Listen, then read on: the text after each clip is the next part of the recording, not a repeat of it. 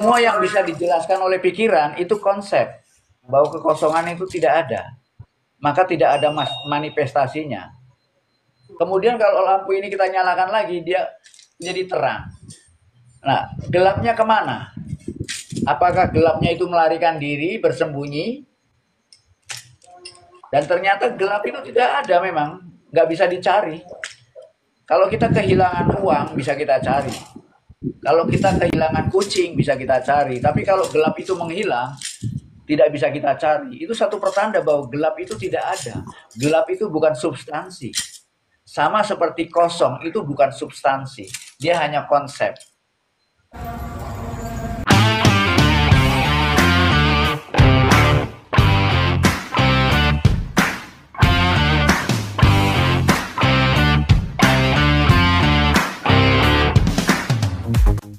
Salam cerdas selaras, para pecinta Hyang Wedo TV dan para tandapan di mana saja berada di seluruh alam semesta, baik yang ada di alam skala maupun yang ada di alam niskala. Bertemu kembali dengan saya Hyang Wedo, pengelola channel khusus spiritualitas, channel khusus bagi kamu semua yang ingin merdeka. Bebas merdeka dari penjajahan dan perbudakan pikiran dan egomu sendiri yang selama ini selalu mengaku sebagai dirimu. Maka, melalui channel khusus ini, Hyang Wedo siap membantumu untuk menghancurkan ego atau diri palsumu sendiri yang selalu menyembunyikan kemurnian atau kesejatianmu sebagai diri yang sebenarnya. Maka dalam perspektif spiritualitas, semua orang beragama karena semua orang masih tergantung pada pikiran dan keyakinannya masing-masing. Karena pikiranmu lah yang telah menciptakan sistem keyakinan dan agamamu sendiri, kecuali mereka yang sudah merdeka dari pikirannya sendiri. Salam cerdas selaras. Spiritualitas adalah jalan kembali. Hyang Wedo hanya membantumu untuk menjadi merdeka dari pikiranmu, untuk menjadi bebas dari keyakinan yang membuatmu menjadi bodoh dan menolak untuk mengenal kebenaran yang sebenarnya, yaitu kenyataan yang sebenarnya. Spiritualitas hanya mengantarkanmu kembali kepada kemurnianmu, kembali kepada kesejatianmu sendiri, menjadi substansi absolut yang sebenarnya. Salam cerdas selaras, para tandapan di mana saja berada. Sekali lagi Hyang minta maaf atas keterlambatan hadirnya konten-konten pencerahan Hyang ke ruang hati Anda yang terdalam. Secara idealis, maunya Hyang bisa mengedit dan mempublish konten 2 atau 3 kali seminggu. Namun faktanya, Hyang masih sering keteteran dalam melakukan semuanya itu, sehingga sering terjadi keterlambatan sampai 2 minggu lebih Hyang baru bisa mengedit dan mempublish. Oleh karena itu, Hyang belum berani berjanji apapun untuk secara berkala bisa publish 2 atau 3 kali dalam seminggu, sebelum Hyang memiliki tim kerja yang solid dan cerdas. Karena selama ini Hyang hanya bisa kerja sendiri, mulai dari dialog atau podcast hingga publishing, semuanya dikerjakan sendiri oleh Hyang tanpa tim yang solid. Jadi mohon dimaklumi adanya, karena untuk membentuk sebuah tim kerja yang solid dan ruang kerja yang memadai dibutuhkan dana yang tidak sedikit. Kecuali ada lembaga atau orang-orang gila yang baik hati yang berani mendanai kerja gila yang Hyang Wedo lakukan. Tentunya orang-orang gila yang cerdas yang mampu melihat kedalaman dan betapa pentingnya apa yang Hyang Wedo lakukan dalam menghancurkan tembok-tembok pembatas yang memisahkan dan menjauhkan manusia dari dirinya sendiri yang sebenarnya, dari Tuhannya atau dari kenyataan hidup yang sebenarnya. Karena Hyang Wedo menyadari akan keterbatasan dirinya sendiri, Hyang Wedo tidak bisa bekerja sendiri. Sangat dibutuhkan adanya teamwork yang solid dan memadai. serta infrastruktur yang memadai, dan dibutuhkan adanya komunitas pendukung yang setia. Salam cerdas selaras para tandapan di mana saja berada. Pada konten kali ini, kita masih perlu sekali melanjutkan pembahasan masalah dan tema kekosongan yang sedang kita kaji pada konten sebelumnya yang berjudul Ajaran Kekosongan yang Menyesatkan. Sesungguhnya, persoalan kekosongan itu sangat sederhana dan gamblang sekali. Seperti yang sudah Hyang jelaskan, bahwa yang disebut kekosongan itu tidak ada, tidak eksis di dalam kenyataan ini. Kekosongan hanyalah suatu konsep semata yang hanya ada di dalam pikiran saja. Jelas dan gamblang, bukan? Namun ternyata pada saat kekosongan yang dijadikan sebagai tema utama pembahasan dalam forum dialog bebas ini, ternyata tidak sedikit orang-orang yang dibuat bingung, kehilangan logika dan pikiran objektifnya pada saat membahas dan mengkaji masalah kekosongan. Terutama bagi orang-orang yang sedang tertarik mengkaji dan mempelajari persoalan spiritualitas. Ternyata bagi mereka persoalan kekosongan bukanlah persoalan biasa dan sederhana. Bagi mereka persoalan kekosongan seolah menjadi suatu ajaran yang paling mendasar dan sentral sekali. Beraneka pendapat dan pandangan tentang kekosongan yang muncul simpang siur dan saling bertentangan, satu pendapat dengan pendapat lainnya, satu teori dengan teori lainnya. Dan hal ini semakin membuat Hyang tertarik dan penasaran, ingin mengetahui lebih jauh dan lebih dalam dari mana sumber kesesatan ini berasal. Ajaran kekosongan yang menyesatkan yang sudah banyak diikuti dan dikembangkan banyak pihak. Dan celakanya lagi, banyak di antara peserta dialog bebas ini yang tidak mampu mendengarkan dengan baik dan cermat bagaimana Hyang Wedo menjawab setiap pertanyaannya.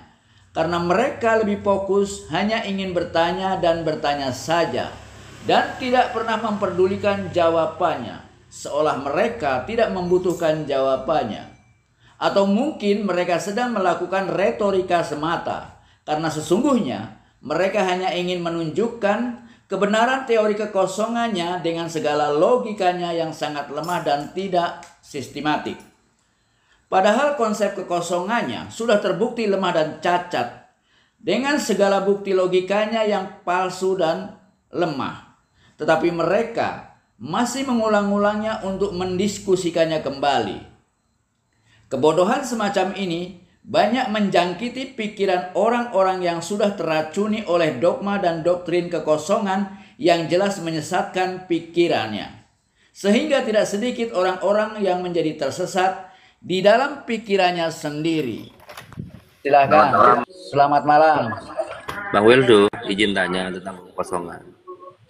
Izin tanya, siapa ini Mas? Kalpa Fiksa. Kalpa Fiksa. Silakan Mas Kalpa. Kekosongan itu apakah bentuk tidak yakinan kita terhadap sesuatu sehingga kita memikirkan hal yang ada dalam dimensi yang kosong atau dimensi yang tidak.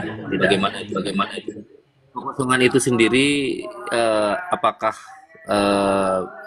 dari pikiran kita atau dari dimensi lain yang membuat kita memikirkan sesuatu yang sesungguhnya itu tidak ada? Bagaimana, Bang? Ya, kekosongan dalam kenyataan itu tidak ada. Kekosongan memang lahir dari pikiran. Apa yang bisa dilakukan oleh pikiran hanya menciptakan konsep-konsep. Pikiran hanya mencoba merangkum informasi atau data-data yang ditangkap dari kelima inderanya. Dan kemudian pikiran mencoba untuk merangkumnya dalam bentuk konseptual, dalam bentuk deskripsi.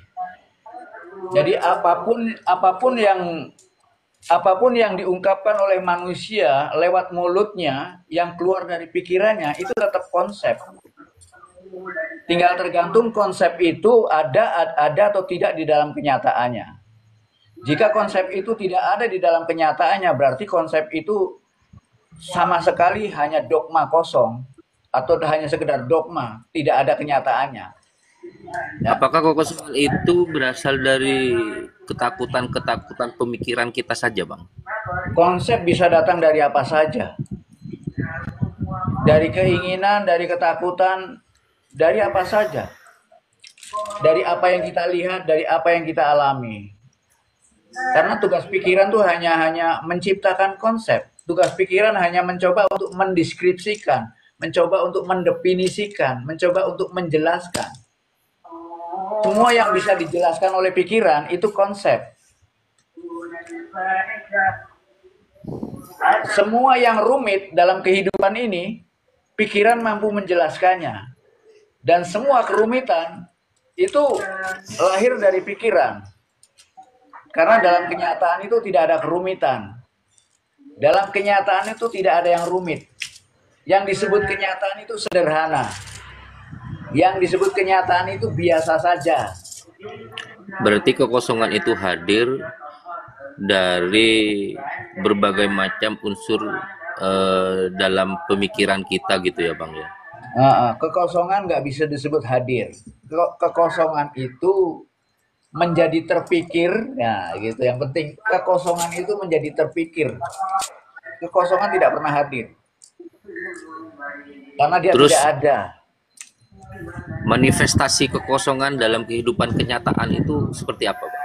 Ya seperti yang saya bilang bahwa kekosongan itu tidak ada, maka tidak ada manifestasinya. Berarti tidak mempunyai ruang dan waktu ya, Bang? Tidak memiliki substansi. Baik, oke Bang. Paham. Tidak memiliki substansi. Contohnya gini ya, seperti gelap. Seperti gelap itu sendiri. Gelap itu sebetulnya ada atau tidak? Nah, ini contohnya ya. Gelap itu ada atau tidak? Tidak ada, Bang. Gelap itu tidak ada. Ya, contohnya gini, ini terang sekarang ya. Apabila lampu ini kita matikan, maka menjadi gelap. Kemudian kalau lampu ini kita nyalakan lagi, dia menjadi terang. Nah, gelapnya kemana? Apakah gelapnya itu melarikan diri, bersembunyi? Dan ternyata gelap itu tidak ada memang, nggak bisa dicari. Kalau kita kehilangan uang, bisa kita cari. Kalau kita kehilangan kucing, bisa kita cari. Tapi kalau gelap itu menghilang, tidak bisa kita cari. Itu satu pertanda bahwa gelap itu tidak ada. Gelap itu bukan substansi. Sama seperti kosong, itu bukan substansi. Dia hanya konsep. Sama halnya hitam itu ada karena ada putih gitu ya, Bang ya. Nah, kalau kita bicara tentang warna, maka dia menjadi ada sebagai warna, bukan sebagai kenyataan. Ya, iya Bang, ya. Bukan sebagai kenyataan. Kalau kita bicara tentang hitam putih, itu kita bicara tentang dualitas, tentang penilaian. Dalam kenyataan tidak ada dualitas. Berarti itu hanya cara pandang, keterbatasan cara pandang manusia saja ya, Bang, yang membuat kita menyebut hitam dan putih saja gitu, Bang. Terjadinya dualitas itu karena adanya kepentingan. Terjadinya hitam, putih, musibah, berkah. Terjadinya apa? Menjadi berkah atau musibah. Ini kan dualitas. Baik, buruk, tinggi, rendah, salah, benar. Nah, ini semua namanya nilai-nilai dualitas. Nilai-nilai dualitas dalam kenyataan tidak ada. Nilai-nilai itu menjadi ada karena ada kepentingan. Nah, semua kepentingan itu merupakan turunan dari pikiran. Hujan menjadi berkah kalau kita punya kepentingan. Dan hujan bisa menjadi musibah kalau kepentingan kita terganggu. Ya. Iya, Bang. Ya. Jadi kalau kehidupan ini ingin bebas dari dualitas, maka hiduplah tanpa kepentingan apa-apa. Bisakah manusia hidup tanpa kepentingan, Bang, di dunia, Bang? Bisa. Hidup tanpa Padahal kepentingan adalah hidup sebagaimana apa adanya. Kalau lapar makan, kalau haus minum. Ya, haus dan minum itu bukan kepentingan, tapi kebutuhan. berarti yang membuat kita sengsara itu adalah keinginan kita ya Bang ya. Betul, betul. Karena keinginan itu ada dua.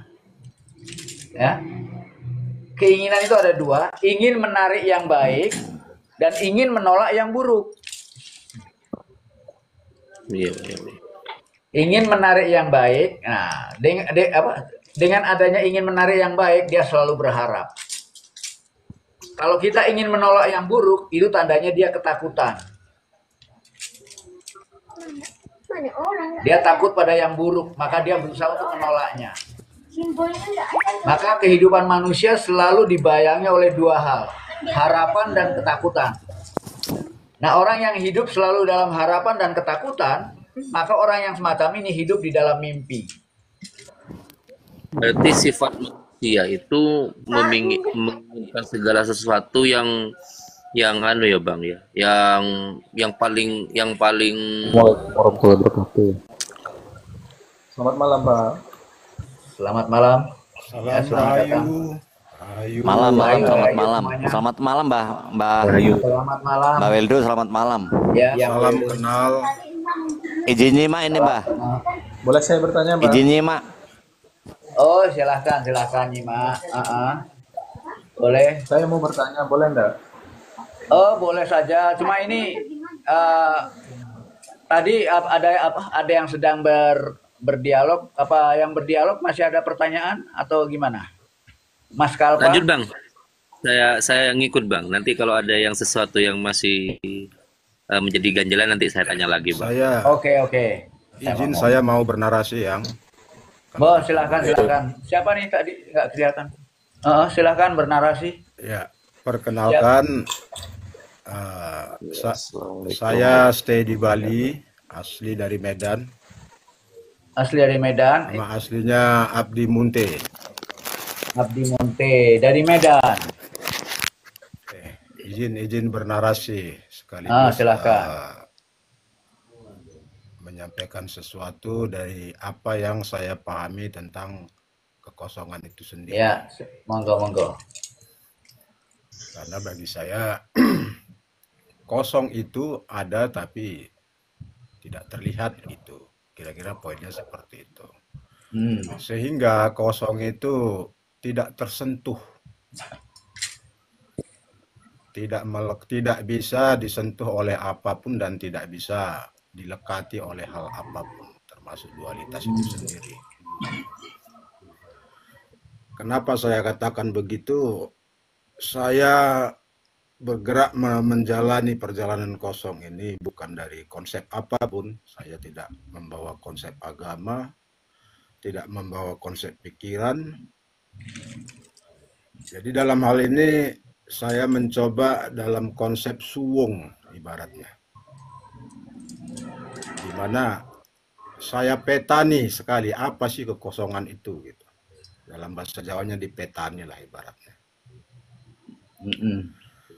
Nah, sehingga saya banyak merenung ke dalam sehingga pikiran pun seakan-akan sudah tidak bekerja gitu. Perasaan pun sudah tidak bisa dirasa gitu.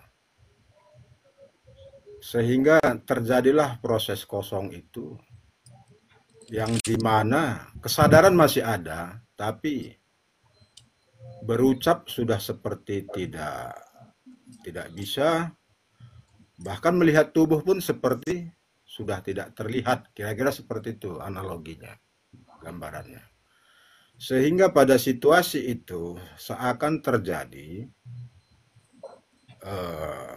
scanning lah bahasanya itu, kosong by kosong, kira-kira seperti itu. Nah, di dalam kesadaran itu ada satu keadaan yang terjadi tapi tidak disadari gitu. Maksudnya begini, tidak begitu lama dalam kekosongan itu, tapi seperti durasinya panjang gitu. Agak susah ini dijelaskan ini. Nah, seakan-akan di situ ketika kita kembali dalam posisi kesadaran normal kita seakan-akan dipahamkan bahasanya ya, dipahamkan akan sesuatu ya seperti aneh gitu. Tahu-tahu kok kita dipahamkan seperti itu gitu. Jadi dalam kata lain, dalam menuju kekosongan itu, suwung itu, sepertinya kalau analoginya kita nggak pakai kepala, kira-kira begitu. Kosong sudah gitu. Oke, Nah, ya mungkin sehingga bisa saya potong sebentar. Oke, Bang Abdi Monte, sebagaimana ungkapan Anda sendiri bahwa kosong itu ada tetapi tidak terlihat. Secara logika, pernyataan Anda sudah salah karena ada kontradiksi di dalamnya.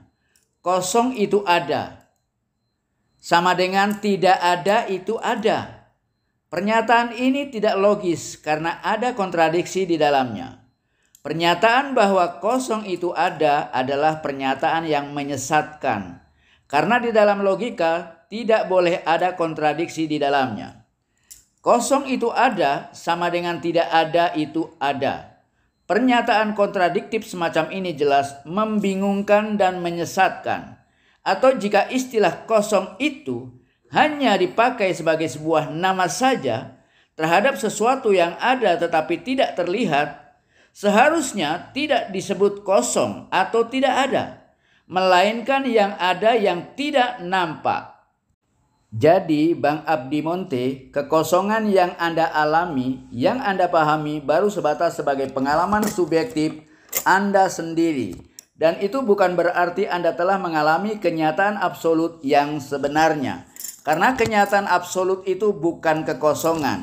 Kenyataan jangan dipahami sebagai alam suwung. Kenyataan itu maha ada, sedangkan kekosongan atau alam suwung itu hanya sebuah konsepsi yang tidak ada di dalam kenyataan, yang hanya ada di dalam pikiranmu semata, sebagai konsep belaka.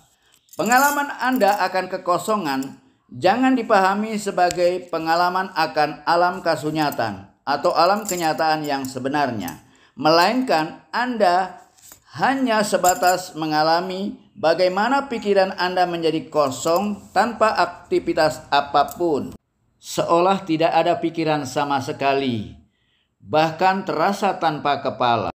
Jadi, kekosongan yang Anda alami bukanlah sebagai alam kenyataan itu sendiri, melainkan baru sebatas mengalami suatu sensasi keadaan tanpa aktivitas pikiran sama sekali.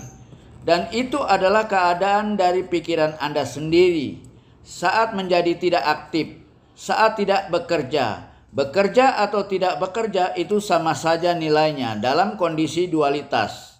Jadi, bedakan antara pengalamanmu yang subjektif dengan kenyataan yang sebenarnya yang objektif non-dualitas. ya, Kosong dalam pengertian bahasa dan juga dalam pengertian logika. Kadang-kadang orang menyebutkan kosong terhadap yang tidak nampak. Itu juga sebetulnya secara saintifik salah. ya, Secara saintifik ya. Kalau dalam pengertian sosial mungkin benar, karena pemahaman sosial itu sangat terbatas. Tapi kalau bicara di ranah sains, yang disebut kosong itu tidak ada. Jadi kita berbasis pada istilah dulu, yang disebut kosong itu tidak ada. Ya. Karena tidak ada ruang-ruang yang benar-benar kosong. Mbak, saya potong ya. Maaf, saya peringatkan bahwa memotong pembicaraan yang sedang berlangsung semacam ini pertanda suatu kebodohan secara moral, tidak paham dengan tata susila dan etika di dalam berdiskusi atau berdialog. Di sini kekosongan menurut Mbah itu seperti apa, Mbah? Jadi apakah kosong itu berbeda dengan ruang atau memang sesuatu yang tidak terdefinisi gitu loh? Sesuatu yang tanpa apapun, kosong, benar-benar kosong, tidak ada Yang apapun namanya gitu loh. kosong ya tidak ada, tidak perlu definisi apa-apa, karena dia memang Oke. tidak ada. Berarti duluan mana kosong sama materi, Mbah? Maaf ya, jika Hyang terpaksa mengatakan bahwa Anda ternyata hanya pandai dan ingin bertanya saja. Anda nampaknya tidak membutuhkan jawabannya.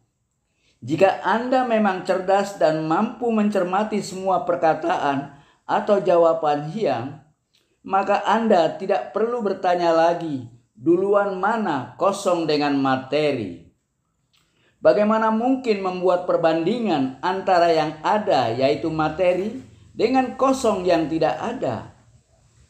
Berkali-kali sudah Hyang menyatakan bahwa kosong itu tidak ada, bahwa kosong itu hanya konsep semata yang hanya ada di dalam pikiranmu semata. Sudah jelas dan gamblang. Mungkin bagi Anda, pernyataan Hyang menjadi tidak jelas. Sebagaimana terhadap orang-orang lainnya yang pikirannya sudah teracuni oleh dogma dan doktrin kekosongan yang menyesatkan itu. Kosong itu baru ada setelah ada pemikiran. Materi sudah ada. Duluan mana kosong sama materi? Nampaknya di kepala Anda tidak ada telinganya.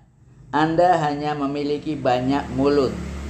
Anda hanya bisa mengulang-ulang pertanyaan yang sama, tetapi tidak pernah mencermati jawabannya. Keberadaan Anda di sini hanya menjadi pengganggu jalannya dialog ini. Mohon untuk dicermati dengan baik semua perkataan dan pernyataan yang Hyang ungkap di sini. Kosong itu ada setelah manusia ada. Setelah binatang pun juga nggak paham dengan kosong. Oke, berarti materi itu di dalamnya punya kekosongannya. Tidak ada kekosongan. Hanya tidak nampak. Tidak nampak bukan berarti kosong. Tidak Ini, ada Mbak, yang kosong. Kita di dunia ini, di alam sekitar ini punya ruang, Mbak. Jadi ruang yang kita anggap kosongan ini itu bisa disebut kosong juga gitu loh. Tetapi Kalau kita semua mempunyai gunakan tempat masing-masing. Kalau kita gunakan alat tertentu, maka tidak ada yang kosong. Ada oksigen, ada udara, ada angin, ada energi panas. Itu Ya. tidak kosong. Ya itulah isi, Padat. Mbak. Ya itu semua adalah isi gitu loh. Karena Nah, kita itu berada di dalam makanya tidak ruang kosong. dan waktu. Kita jangan terbatas, jangan Ya, kita- dipahami dengan ada isi dan itu berarti satu pertanda nggak ada yang kosong. Oke, bukan gitu, Mbak. Karena Mbak Cindy mengira kosong itu di bumi ini aja. Coba Mbak keluar di bumi ini, apa yang terjadi? Apa yang ada gitu loh. Nggak ada yang kosong. Di langit pun nggak kosong. Semuanya ada udara, Karena ada gini, cahaya. Cahaya itu juga Gini. sesuatu energi yang bisa diukur. Pada saat orang berani mengatakan adanya kekosongan atau kosong, pernyataan atau perkataan tersebut sudah mengumpamakan adanya dinding-dinding pembatas yang jelas sehingga bisa mengatakan ada kekosongan di dalam kamar yang kosong, ada kekosongan di dalam botol yang kosong, ada kekosongan di dalam rumah yang suwung. Kata-kata kekosongan atau suwung di dalamnya sudah ada perandaian atau perumpamaan. Dalam bahasa pikiran, suwung atau kosong menjadi tidak jelas tanpa adanya tanda-tanda dengan adanya dinding-dinding pembatas yang jelas. Bagaimana bisa menjelaskan kosong tanpa adanya ruang yang kosong? Jika kekosongan itu benar-benar ada sebagai substansi absolut, seharusnya mampu berdiri sendiri tanpa adanya batasan-batasan sebagai dindingnya. Yang disebut kosong dalam kamar kosong atau botol kosong tidak benar-benar kosong sama sekali. Ketika orang ingin membicarakan teori tentang kekosongan, selalu terbayang adanya ruang yang kosong di dalamnya. Kosong yang ada di dalam botol yang kosong, atau kosong yang ada di dalam rumah yang kosong atau ruang yang kosong. Jika ini yang dijadikan metafor, berarti kekosongan di dalam pengertian terminologis itu tidak ada sama sekali. Karena masih ada rumah, masih ada ruang, masih ada botol, dan lagi pula di dalam botol yang kosong tidak pernah dalam keadaan kosong sama sekali. Selalu ada udara, itu minimalnya. Ya, penelitian itu sudah membuktikan bahwa atom itu ternyata inti atom itu adalah kosong gitu loh. Tidak ada yang kosong. Sampean beli HP, beli pulsa juga bisa habis. Pulsa itu apa bisa Iya. dilihat? Mbak tahu nggak atom itu apa? Atom itu adalah materi, Mbak. Jadi atom itu terdiri dari apa? Inti atom, proton dan neutron. Nah, inti atom Ya, itu terus kenapa? ternyata dia bukanlah sesuatu materi, tetapi sebenarnya dia adalah kosong, Mbak. Dia Penelitian materi. Baru di tingkat fisika kuantum yang disebut gelombang. Gelombang pun juga materi. Ya, Dalam pengertian ternyata tertentu. setelah diteliti semuanya kosong gitu loh. Tidak ada Tidak materi, ada. Mbak. Yang ada adalah kekosongan itu sendiri gitu loh. Tidak Nah, ketika ada. kesadaran Di alam semesta ini, baik secara makrokosmik maupun secara mikrokosmik, terdiri atas dua keadaan. Ada yang nampak dan ada yang tidak nampak. Alam semesta itu terdiri dari 99,99% itu tidak nampak dan yang nampak hanya 0,0001%. Ilmu pengetahuan saintifik hanya mampu menyelidiki yang nampak yang hanya 0,0001%. Dan itu baru bagian permukaan dari kenyataan yang nampak. Baru kulitnya kenyataan atau realitas eksternalnya saja dan belum realitas yang sebenarnya. kesadaran kita sebagai manusia itu, pikiran kita itu menyadari kekosongan, maka kesadaran pikiran itu lenyap, Mbak. Tidak ada yang mampu menangkap kekosongan itu seperti apa. Nah, Jelas tidak seorang pun yang mampu menangkap kekosongan itu seperti apa. Bahkan dengan kecerdasan dan teknologi secanggih apapun, kamu tidak akan mampu menangkap kekosongan itu.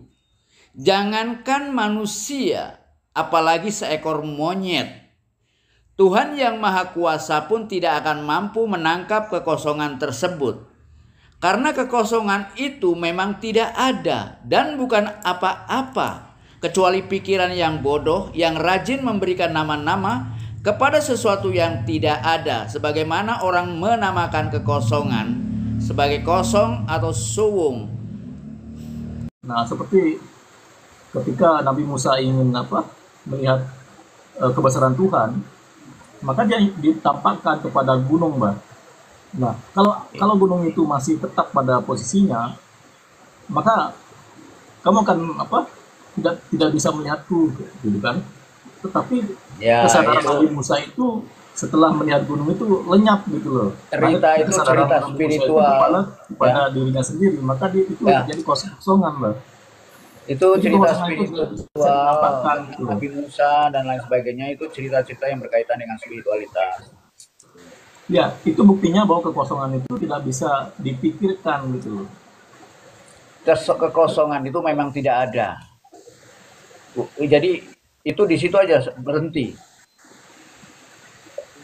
Apakah Kekosongan itu yang hanya tidak- konsep. ya, Adanya kekosongan hanya dalam yang tidak pikiran. ada, Tidak ada ataukah dalam materi yang tidak kenyataan. ada, Mbak? Sudah. Ya, kita sepakat dulu, Mbak. Yang tidak ada itu materi apa kekosongan? Ya, yang ada yang ada ini ada yang nampak, ada yang tidak nampak. Bukan Nah, itu dia. ada dikotomis materi dan kosong. Itu bukan dikotomis. Iya, Yang namanya kosong tidak ada, udah titik. oke, berarti yang ada itu adalah materi, Mbak. Kita nggak bisa nyebutnya materi. Lalu apa? Karena Tuhan itu bukan materi. Iya, Tuhan itu bukan materi dan non materi, Mbak. Jadi di dunia ini, di alam semesta Oleh ini karena ada dua. itu kita nggak bisa nyebutnya materi atau kosong. Ya, ciptaan itu adalah materi dan non materi, Mbak. Jadi semua itu ciptaan juga gitu loh. Kita sedang berbicara tentang kekosongan. Kalau mau membicarakan ciptaan bisa panjang lagi nih. Karena Ya, konsep sesuatu yang ada dari kekosongan itu, sesuatu yang muncul dari kekosongan itu, itulah ciptaan. Mbak. tidak ada yang muncul. Kalau disebut tidak ada, dia hanya ada dalam pemikiran dan dibicarakan oleh orang-orang yang punya pikiran. orang-orang yang punya paham tentang kekosongan seperti itu. Karena belum terjelaskan dalam pengertian saintifik. Kalau bumi ini berada di kekosongan atau di materi, Mbak? Tidak ada yang kosong, sekali lagi. Nggak ada yang kosong. Ya, tidak ada yang kosong, sudah jelas. Tidak ada ruang kosong sama sekali. Mengapa Anda begitu ngotot dan keras kepala bertahan menyatakan bahwa kekosongan itu ada? Inilah budak-budak pikiran. Mereka hanya punya mulut, mereka hanya bisa bertanya dan bertanya. Mereka tidak punya telinga untuk mendengar. Mereka seperti tak punya waktu untuk mencermati apa yang benar-benar ada. Sudah yang katakan secara substansial metaontologis, bahwa yang disebut kekosongan atau kosong itu tidak ada, tidak eksis. Kekosongan hanya sebuah konsep semata yang ada di dalam pikiranmu saja. Berarti yang ada itu adalah materi, ya? Juga tidak bisa disebut itu. Karena yang tidak nampak juga bisa materi, bisa non materi. Ya, ada materi dengan gelombang gitu ya, dengan energi. Materi dan non materi. Iya, ya. Nah, jadi apakah non materi dan materi ini benar-benar ada, Mbak? Ada. Jadi yang disebut non materi itu bukan kosong. Iya, iya. Adanya di mana? Dalam kehidupan ini. Bukan, Dalam diri saya bicara sampean. tentang apa? Kehidupan. Adanya di mana gitu loh. Anda benar-benar seorang budak pikiran. Hanya gila bertanya. Hanya bisa bertanya, tetapi bodoh untuk bisa memahami jawabannya. Beginilah karakter orang-orang yang telah menjadi budak pikiran, menjadi budak keyakinannya yang buta. Selalu merasa benar sendiri. Di mana-mana. Ya, berarti kan ada di tempat, Mbak. Apa? Sesuatu yang berada di tempat itu nama ciptaan, Mbak. Kita nggak bicara tentang ciptaan, tentang yang ada. Ini kita bicara tentang ontologi ya. Di luar agama ya. Kekosongan itu tidak ada dalam kenyataan. Kekosongan itu hanya konsep, ya. Suwung itu hanya konsep, dalam kenyataan tidak ada. Maka suwung yang dimaksud secara spiritualitas adalah ketika di dalam pikiran kita tidak terjadi yang namanya proses pemikiran. Pada saat kita tidak berpikir sama sekali, itulah yang disebut dengan kekosongan. Kekosongan dalam kenyataan itu tidak ada. Kekosongan memang lahir dari pikiran. Kalau gelap itu menghilang, tidak bisa kita cari. Itu satu pertanda bahwa gelap itu tidak ada. Gelap itu bukan substansi. Sama seperti kosong, itu bukan substansi. Dia hanya konsep.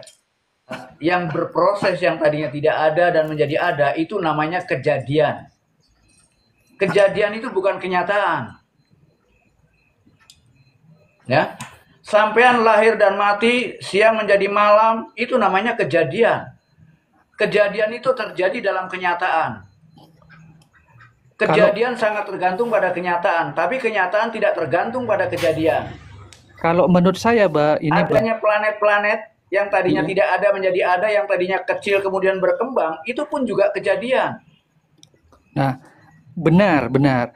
Kalau umpamanya sebuah peristiwa itu tidak ada, tidak nyata, benar menurut perspektif kenyataan. Tapi kalau menurut perspektif makhluk ataupun hamba, itu nyata, Mbak. Jadi kita tidak berbicara tentang perspektif itu. Kita bicara tentang spiritualitas. Di ranah spiritualitas. Bebas dari pengertian makhluk dan bukan makhluk. Nah, kalau iya, masih bicara tentang makhluk, itu bukan lagi spiritualitas. benar yang sudah dikatakan makhluk itu bukan kenyataan, Mbak. Benar, saya sepakat dengan itu. Tapi untuk memahami menuju kenyataan, kita perlu berbicara dari makhluk. Karena apa? Kita itu makhluk, Mbak. Oke, bagi mereka yang masih butuh pemahaman boleh mengikuti itu. Sedangkan dalam spiritualitas kita harus menghancurkan semua pemahaman. Benar. Tapi kita harus juga mengakui bahwa kita makhluk, kita adalah diri palsu. Seperti itu. Walaupun Yang kita disebut palsu, makhluk yang kita itu mana? diri loh. Yang disebut makhluk yang mana? Yang berubah-ubah ini, Bah. Ya itu berarti bukan kita. Kalau kalau kita itu Mbah menyatakan dua sudah, Bah. Kalau yang namanya contoh ya kita itu Ya, lebih dari kita ini satu sudah. semuanya termasuk sampean. Di sini kita adanya pencipta karena adanya ciptaan. Itu aja, titik. Loh, Mbak enggak nyambung. Pencipta itu sudah ada belum saat dia menciptakan penciptaan? Suatu pencipta baru ada pada saat dia mulai mencipta sesuatu.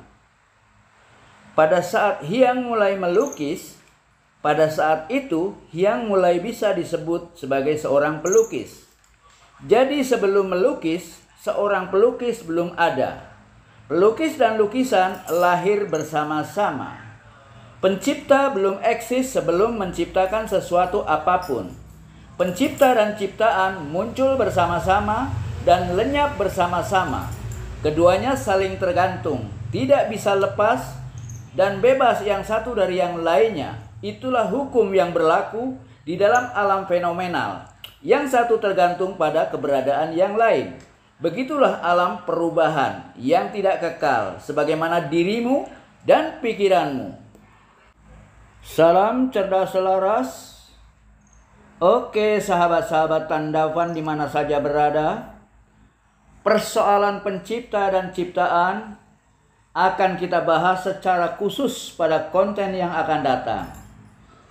Sedangkan kali ini, saat ini, yang perlu dituntaskan adalah persoalan ajaran kekosongan yang telah membingungkan dan menyesatkan manusia di dalam pikiran dan keyakinannya sendiri. Kita perlu menyelidiki dari mana ajaran kekosongan atau suwung ini bersumber. Oleh karena itu, kita perlu menelisik kembali ke dalam diri bagaimana kesesatan itu terjadi di dalam diri, di dalam pikirannya sendiri, yang membuat manusia tanpa sadar menjadi budak yang terjajah oleh pikiran dan keyakinannya sendiri. Tanpa disadari, banyak manusia yang tersesat di dalam berbagai keterbatasan yang ada di dalam dirinya sendiri. Tersesatnya manusia yang pertama adalah dikarenakan oleh adanya keterbatasan tubuh ragawinya, oleh karena kegelapan dagingnya. Sedangkan tersesatnya manusia yang kedua adalah karena keterbatasan panca indranya, karena keterbatasan matanya dalam melihat cahaya, bentuk, rupa, dan warna, karena keterbatasan telinganya dalam mendengar suara, informasi, dan pengetahuan, karena keterbatasan rasa, perasaan, dan perabaannya dalam menyentuh, merasakan, dan mengalami. Jadi tersesatnya manusia yang ketiga adalah karena keterbatasan otaknya, karena keterbatasan bahasa, karena keterbatasan pengetahuan, karena keterbatasan pikirannya, karena keterbatasan pemahaman dan keyakinannya. Adanya pikiran inilah yang membedakan manusia dengan binatang. Seluruh binatang dari zaman dahulu sampai di zaman ini tidak memiliki pertumbuhan dan perkembangan apapun di dalam dirinya.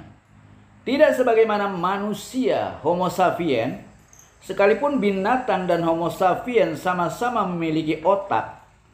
Otak binatang tidak memiliki potensi apapun sebagaimana otak manusia. Otak manusia memiliki banyak kemungkinan, potensi yang bisa ditumbuh kembangkan tergantung pada kualitas dan kuantitas data-data, informasi-informasi atau pengetahuan-pengetahuan yang masuk dan tertanam di dalam memori-memori di otaknya. Otak manusia bagaikan akar atau benih yang siap tumbuh berkembang, sehingga muncullah beraneka potensi dari kesadaran yang paling rendah hingga kesadaran yang tertinggi. Itu semua tergantung pada air dan pupuk yang ditaburkan ke dalam otak manusia sebagai akar atau benih dasar alaminya. Dari akar atau benih bisa tumbuh beraneka potensi, atau sama sekali tidak terjadi pertumbuhan dan perkembangan apapun karena kelangkaan air dan pupuk yang masuk ke dalam akar, yang bisa menghambat dan bahkan merusak pertumbuhan itu sendiri. Berbeda dengan akar atau benih yang mengalami pertumbuhan secara normal, mendapatkan nutrisi yang mencukupinya sehingga akan tumbuh batang, cabang, ranting, daun, bunga, dan buah. Semuanya adalah potensi yang sebelumnya tidak nampak atau belum muncul. Begitu pula menjadi manusia, menjadi berkesadaran, menjadi Buddha, menjadi Rasul, atau menjadi avatar adalah potensi bagi semua anak manusia. Oleh karena itu, bisa terjadi anak manusia tidak tumbuh sebagai manusia. Banyak anak manusia yang tumbuh hanya menjadi kerbau, menjadi monyet, menjadi budak-budak pikirannya sendiri, atau menjadi robot-robot keyakinannya sendiri yang lebih berbahaya dari robot-robot mekanis ciptaan manusia itu sendiri. Hal itu bisa terjadi karena adanya pembatasan-pembatasan yang dilakukan oleh manusia terhadap kebutuhan-kebutuhan substansial dirinya sendiri. Pembatasan terhadap kebutuhan otak, pikiran, dan kesadarannya. Pembatasan terhadap kebutuhan-kebutuhan akan informasi, pengetahuan-pengetahuan, dan pengalaman-pengalaman yang lebih akurat. Konsep itu ilusi. Kenyataan itu ada. Mbak, kosong itu adalah kenyataan itu sendiri yang berwujud kosong. Betul. Aduh, Itu yang bahasanya yang benar itu begitu, Mbak. putar-putar Kosong sampean. adalah sebuah kenyataan yang Ini, Bah, saya tanya lagi, Bah. Tanya Ya. lagi, Bah. Nah, ketika tadi kenyataan itu adalah sesuatu dari keseluruhan, gitu, Bah. Kenyataan Maka- adalah keseluruhan itu sendiri, bukan sesuatu. Ya. Nah, berarti kosong masuk di sana juga ya? Tidak ada. Dalam bentuk apa? Ya, saya tanya ini, berarti kosong kalau dari keseluruhan, kosong pun itu kan ada, Bah. Tidak ada. Berarti kekosongan tuh nggak bisa dibahas ya itu. Bisa. Nggak Karena ada banyak pembahasan orang yang biasanya. sedang bisa dibahas sebagai konsep, bisa dibahas. Berarti ini, Bah, seakan-akan kosong ini lebih rumit lagi daripada kenyataan.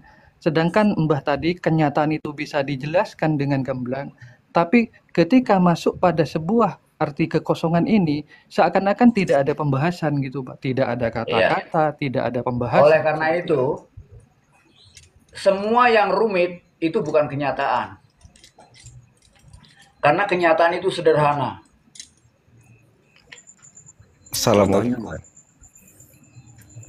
Nah, seperti ini, Bah. Seperti ini kalau saya aplikasikan dalam kehidupan sehari-hari lah.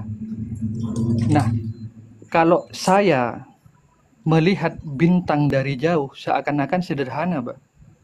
Ya, Tapi kalau saya dekati bintang itu penuh kerumitan.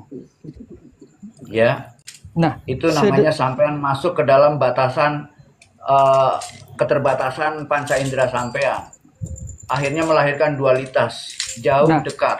iya, Bah, itu kalau kita lihat dari sudut pandang indera kita itu terbatas. Seakan-akan antara sederhana dan rumit itu terpisah. Yang Namun- terbatas panca indera kita. Oleh karena Benar. itu kita jangan terikat oleh panca indera kita.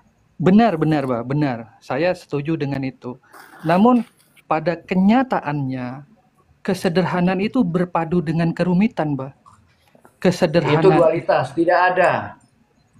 Kenyataan itu sederhana, tidak ada kerumitan. Perpaduan itu tidak ada. loh, itu kalau sebuah kesederhanaan menyediakan kerumitan, yaitu bukan kalau menurut saya itu bukan Ya nyata, itu Bah. pegang saja pandangan sampean. Pandangan sampean Bukan sudah nyata gitu. keluar dari spiritualitas. Mbah nanya Mbah. Ya silakan. Mbak berarti kekosongan ini juga tidak bisa dihitung dalam ruang dan waktu ya Mbak? Karena dia tidak ada ya, bagaimana kita bisa menghitung? Dia nggak ada. Iya iya. Iya makanya berarti di konteks ruang dan waktu juga dia tidak terhitung di Tidak situ ada, itu maksudnya. tidak ada. Oke, paham Mbak, paham. Iya, iya. Terima kasih. Bahkan yang disebut ruang waktu itu yang mana? Orang-orang banyak memahami ruang dan waktu dalam tiga keadaan. Kemarin, sekarang, besok. Itu bukan waktu. Itu konsep waktu. Ya. Waktu yang sebenarnya itu hanya sekarang. Ya. Sekarang inilah waktu yang sebenarnya. Dan ruang yang sebenarnya hanya di sini.